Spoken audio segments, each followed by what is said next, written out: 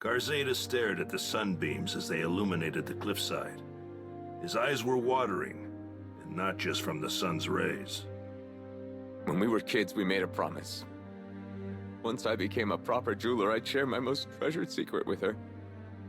Cowardly, yes, but that was the only way I could tell her how I felt. It all made sense now. His deepest, darkest regret was putting off telling her what was in his heart for so long. We made that promise ages ago. I wouldn't have been surprised if she forgot all about it. Garzeda paused, as if remembering something. He lifted his gaze to the sky, then continued. Oh, right. I have to go back to the mines in Tempeal. There are keepsakes of hers there. I don't think she can move on without them.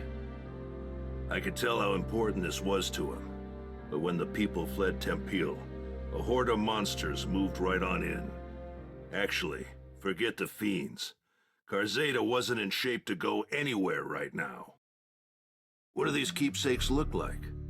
I can head to the mines and track them down for you. Considering his condition, I wasn't about to give him room to argue. Besides, I know all about not being able to share the important stuff with a loved one while there's still time. There's so much I didn't get to tell my family. Even now, thinking of our old house makes my heart ache something fierce. That day, there was no one to greet me when I opened the door. Seeing the cold remains of my home tore open a void in my heart. But you know what? I managed to keep going because my friends were there for me. This time it was my turn to support someone who needed it. The keepsake should be somewhere around here. Might as well inspect the mine shafts as we go too. Whoa! The place is crawling with goblins! Can't just let them run amok. Time to get to work. They act like they own the place.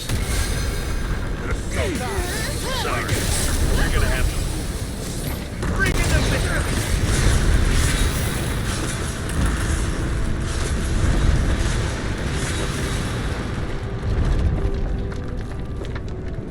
Watch out!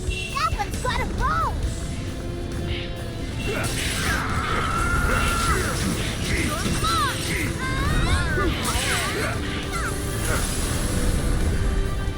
Garzeda's counting on us to find those keepsakes.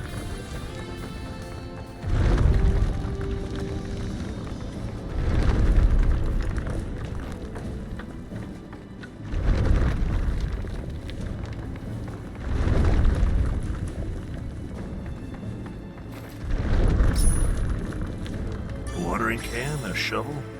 These are the keepsakes. Huh? Did you hear that?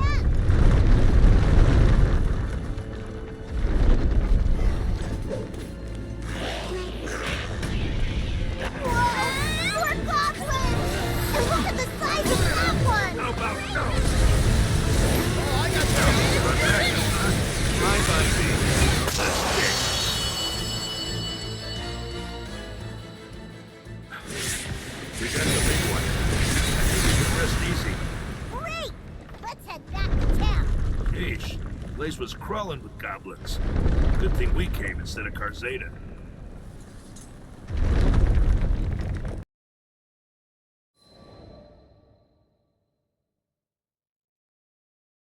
Garzeda said his friend loved flowers. Tempeal's soil was harsh and didn't lend itself to flora. But her dream was to grow a variety of flowers and let them bloom all over the land.